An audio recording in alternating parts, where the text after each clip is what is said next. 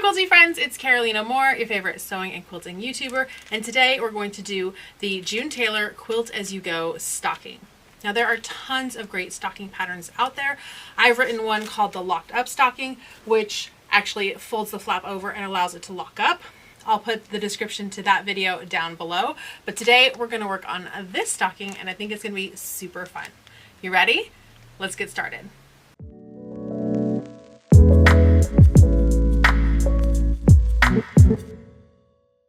Now I've read through the instructions to make sure I kind of have an idea of where I'm heading on this project before we dive right in. I did already cut all my fabrics, and AccuQuilt has dies that allow you to cut all these squares ahead of time. So this is the value die. It cuts 4.5-inch squares, which is what I need for this stocking. So you can cut them either with a ruler and rotary cutter or with your AccuQuilt die, whatever you prefer. Now, if you haven't done Quilt As You Go before, I've done a couple other June Taylor Quilt As You Go projects here on the YouTube channel, and they are super fun.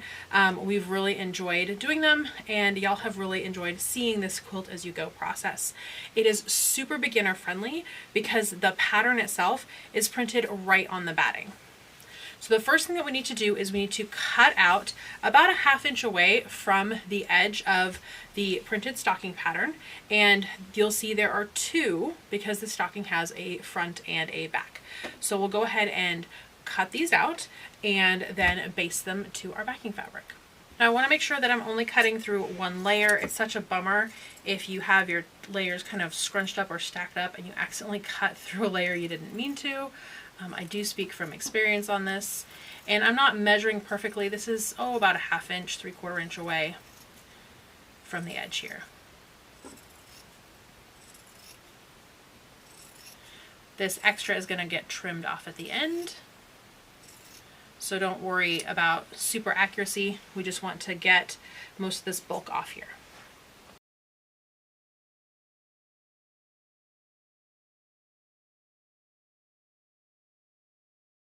Okay, I have my two pieces cut out. I'm going to set one aside and just work on one for now. And I chose the one that is the same direction as the front because I feel like that's easier when we're looking at putting something together. I'm going to take all of these fabrics and set them aside because what I really need right now is my backing fabric. And I have two different backing fabrics. This is going to be the inside of the stocking, so really you can use any fabric you want. And I just went with two different from my big fat quarter bundle that I had. I'm going to lay this down on our backing fabric, and then we can baste it in place. You can pin baste. I'm going to go ahead and spray baste real quick. I like to spray on the batting part, and you want to do this in a well ventilated area, and you want to follow the instructions on your spray baste. You can absolutely pin baste, and we're actually going to thread baste this in a second as well. So this will be well secured as we work on our project. Okay, now because of the stocking shape on this, our fabric is going to be flopping all over the edge of our design.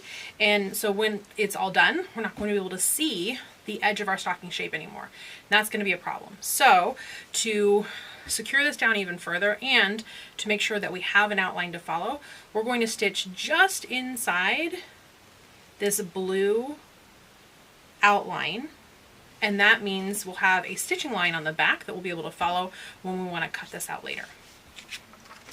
So we'll go ahead and take this to the sewing machine, and it doesn't really matter where you start because you're going to go all the way around and you're going to stitch just inside.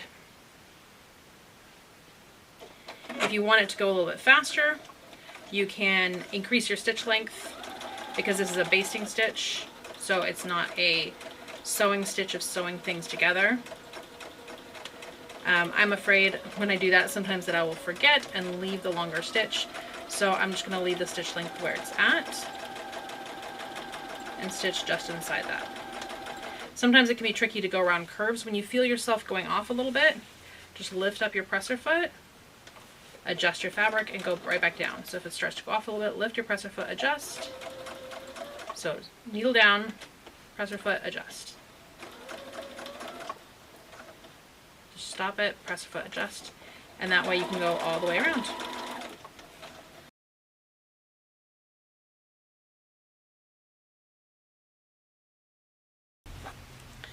There we go, I have it all stitched down. Now we can start to lay out our fabric pieces. Now I've cut my pieces for both the front and the back, so I will have extras. And I want to lay these out now, just so that I have an idea of where they'll end up in terms of not having two of the same fabric end up right next to each other.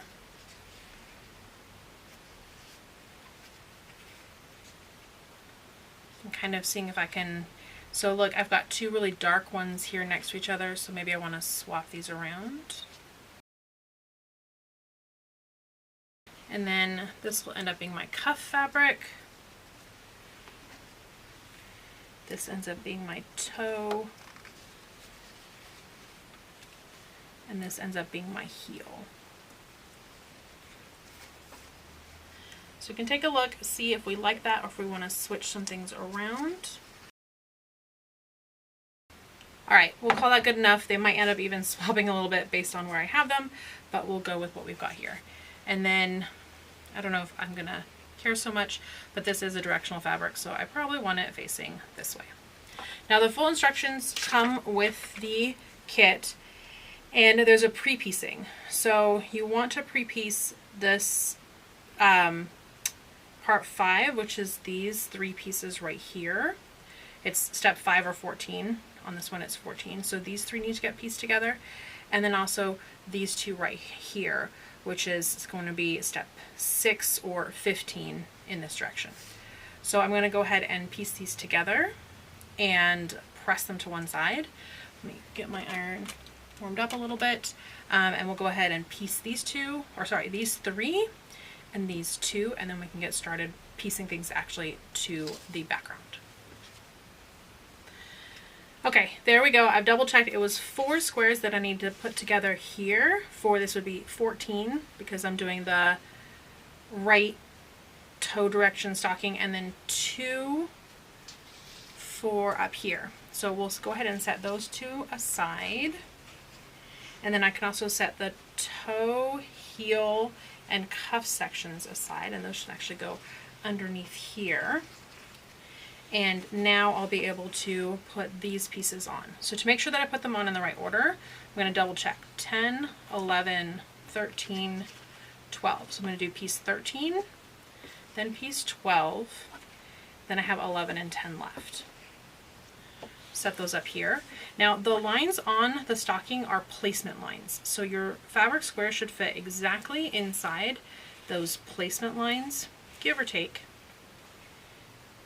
And we're going to do these first 2 right sides together, and you're going to sew these with a scant 1/4 inch seam right down this line. And scant 1/4 inch just means like a thread or 2 shy of a full 1/4 inch. Now you can pin these, but I find that the kind of rough staticness of the batting holds them more or less pretty well in place. And then on my sewing machine here, I'm going to just bring this in because I have a little bit of a smaller throat space on my Baby Lock Jubilant here. And then I've got plenty of space to go ahead and stitch this. Now if you like, at the beginning and end, you can go ahead and do a couple stitches back and forth. I like to do that with Quilt As You Go. There will be another seam over this, so it should be pretty well protected, but just to keep it really secure, you can do just a couple stitches back and forth. That's called locking the stitches. So we have our first 2 pieces here on our stocking. That's piece 10 and then piece 11. And then we can press this. If you've well starched your fabrics, you can finger press this really easily. So that was 10, 11. Now we're going to put on piece 12, which is this one right here. So when I do this, I like to put it where it's going to end up and then flip it right sides together with the piece that needs to be sewn together too. And now we're going to sew this. I'm going to flip the whole project upside down to make it easier for me to sew this seam on my sewing machine here. And then again with that same scant 1/4 inch seam allowance. And I didn't with the last one, but I am going to go ahead with this one. Couple stitches forward, couple stitches back, couple stitches forward, and that just locks those stitches. Now this stocking is like a seasonal project. it's not going to see a ton of daily wear and tear. It's mostly decor, so I don't have to worry as much about it needing the security and making sure that those threads don't fray. But it's always good to get in the habit of doing things the most secure way. All right, so the next one is 13, which goes right here. So again, right sides together, or where it goes, and then flip it right sides together. And you can sew this whole thing. Really, you just need to start where the batting is and then go all the way down. But just to be safe, I think I'm going to go ahead and sew the whole thing, and that means that when I flip it over, that whole line will hold it down and secure. Now I don't need to do a locking stitch here because it's going to get trimmed off anyway. The locking stitch would be way out here, so don't worry about going back and forth there.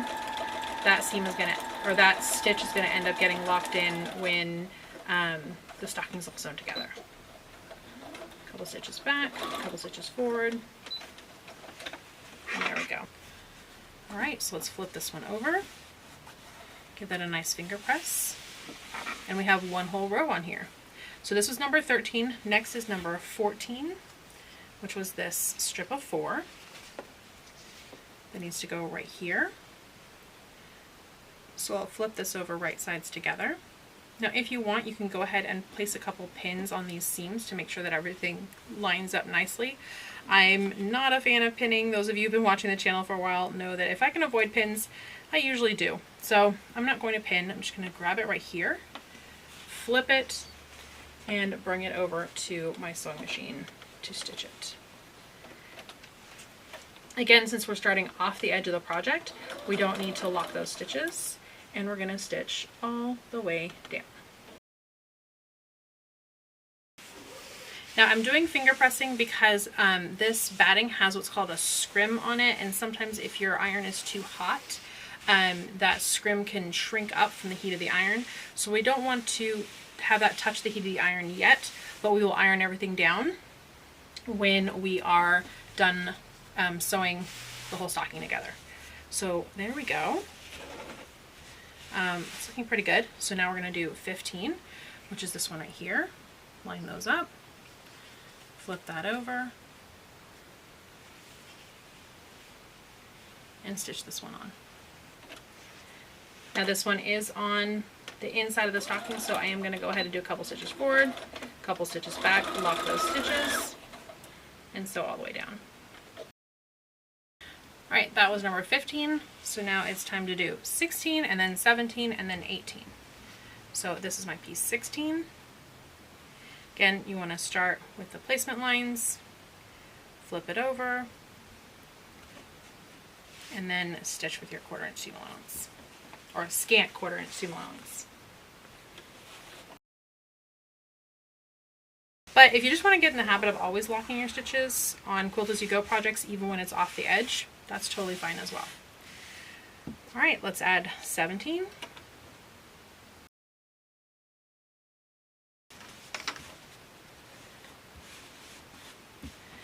Now adding 18 is a little trickier because we can't see our lines. So what I'm going to do is I'm going to put a fold right here, a crease, so I can see where that line is, and same here. Bring this down, put a fold here so I can see that line. And now I can line this up with those fold lines. I'll double check that it should fit. Yep, that looks, it should be okay. And we'll do our scant 1/4 inch. Alright, before I trim this extra away, I just want to fold this up and double check that it fills everything in, and it does. So I can flip this back, and I can trim this to the edge. Here, I'm going to flip this so you can see a little better. There we go.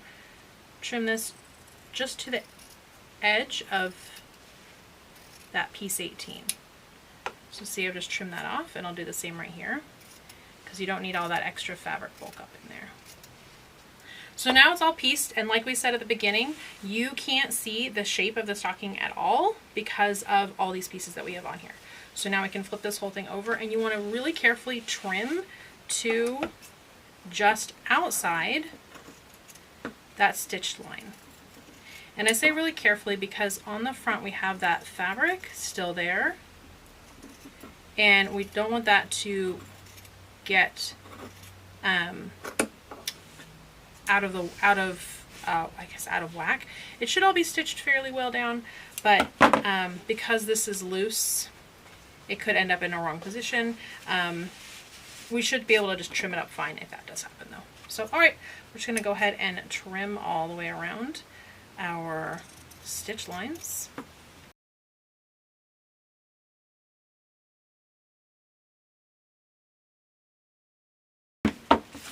All right, moment of truth. I think it looks pretty good. There is one side of the stocking all done.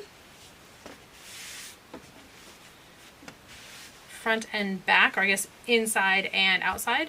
And now we're just going to repeat this exact same process to do the other side, and we'll come back to put it together. Okay, I have both my sides of the stocking sewn now, and I'm going to press everything really well before we go put it all together. So just have a nice hot iron to make everything nice and smooth, which is my one last chance. We're going to sew these right sides together with a 1/2 inch seam allowance, which is just a little bit bigger. If you are a quilter and you don't ever make like projects like garments, clothing, bags, sometimes non-quilt items have a different seam allowance. It might be like a 5/8. In this case, it's a 1/2 inch. And that just should give us some little extra security. Okay, so let me turn off the iron because I'm now done. So we're going to take these two and put them on right sides together. By the way, here they are. They turn out really cute. Okay, right sides together. And then we're going to start at the top here. So here they are, right sides together. And we're going to sew a 1/2 inch away all the way around. With all this bulk, it's probably a good idea to throw some pins in there. That was a big sigh on my part. I don't want to do pins, so I'm just not going to. And then here at the very top where I start, I definitely want to lock my stitches. So a couple stitches forward, a couple stitches back, and then a couple stitches forward.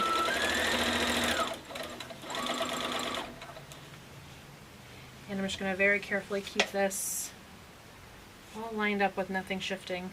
Another option other than pins would be like wonder clips. Wonder clips are also great for big bulky projects like this. And we'll see, I might end up having to rip some of this out because sometimes when you make the quick and easy, I'm going to put that in quotes there, lazy choice, you end up doing more work because you have to rip it out. But it looks like I'm doing okay holding all these layers together. Now another option here would be if you have a serger, you can absolutely serge this edge and then you'll have a nice finished edge. And the other option is to use pinking shears to kind of finish off your edge. So I'm just going to sew all the way back up to the top. I'm going to leave that top edge open and I'm going to lock my stitches at the top.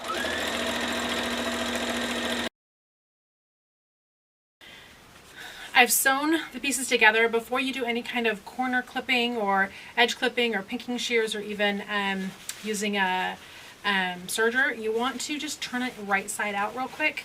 I know this is like an extra step because we will be turning it inside out again to clip corners, but you want to double check that all the edges have been caught, because once you do any clipping of curves, it's really tricky to double check, or it's really tricky to go back and fix any holes. So I'm going all the way around and just double checking this seam that I just stitched to make sure that nothing shifted and we don't have any holes, any gaps of fabric in this seam, and I don't see any, so we're good. It's actually turned pretty nicely as well. This is a chance to double check any spots that need to be clipped. It turned actually pretty nicely. I don't know that it even needs to be, yeah, I don't think it needs to be clipped. It actually turned really beautifully. Okay, we're going to add a ribbon loop. So we need 6 inches of ribbon to have a little ribbon loop. 2, 4, 6, so that it can hang from that. And we need to press our binding. So this last piece of fabric is our binding strip, and we're going to press it in half and then attach the binding to the top. All right, so the ribbon loop is going to go at the back. So this is the heel of the stocking up here in the back. I'm going to fold this in half and have that ribbon loop, the raw edges lined up with the raw edges of everything else right up here. And that way the loop will come up when it's all sewn in. We're going to attach the binding right up here. So this binding can get folded in half, and we're going to press that. And now the binding is going to attach all the way around the outside. It's a little longer than it needs to be, and that'll be good. You'll see why in just a second. So to attach this binding, I'm actually going to pull the sewing machine out a little bit, and I'm pulling this off, and that gives us what we call a free arm. So lots of sewing machines have this. My Baby Lock Jubilant here does. Super handy. And we can take this whole stocking and just tuck it over that free arm, and that gives us the ability to rotate this around. So I'm going to give myself a couple inches of tail over there, and then I'm going to attach this with a 1/4 inch seam allowance.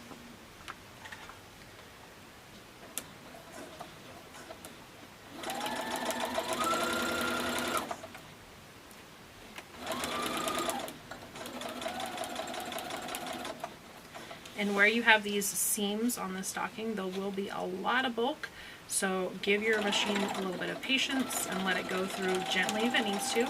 Oh, the Baby Lock Jubilant took that like a champ, no problems. So I've made it almost all the way around. I have a little bit of a flappy. I could try to do this on the fly here, but I have a feeling that's going to be a little tricky. So I'm going to pull this away from the machine and do it over on the table so that you can see exactly what I'm doing. So I'm going to take this piece here, and I'm just going to fold this in by, about a 1/2 inch. This isn't like an exact science. I'm just going to fold this over to give myself an unraw edge. So you can see that's folded in by about a 1/2 inch. And then this other one, I'm going to tuck inside. I'm going to trim off the edge, or the end here, so that it can line up, it can tuck inside here. And so I trimmed it before these stitches. So you can see there's no raw edges right there. And now I'll bring this back to the sewing machine. And where I left off on stitching, I'm going to start about a 1/2 inch back. Lock my stitches. And keep going until I get back to the beginning. Lock my stitches. So now this binding's been attached all the way around. And all that's left is to flip it up and bring it to the inside. So I'm actually going to take my iron. Now you can bring this into the inside and you can hand stitch it down on the inside, but I'm not going to do that. So let me warm up my iron a little bit again.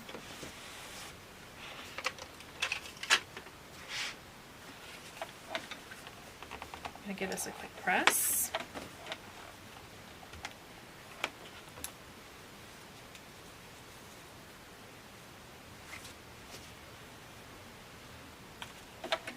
I'm going to flip it to the inside and press. And I'm just going to take the sewing machine, I'm going to stitch right in the ditch here.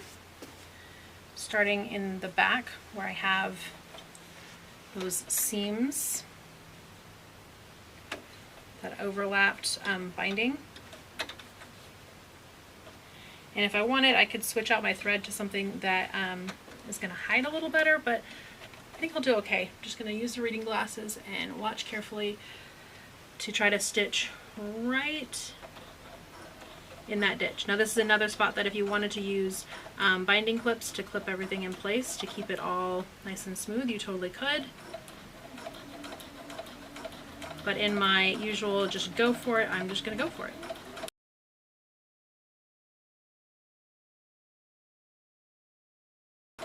When I get all the way around, I'm just going to lock those stitches.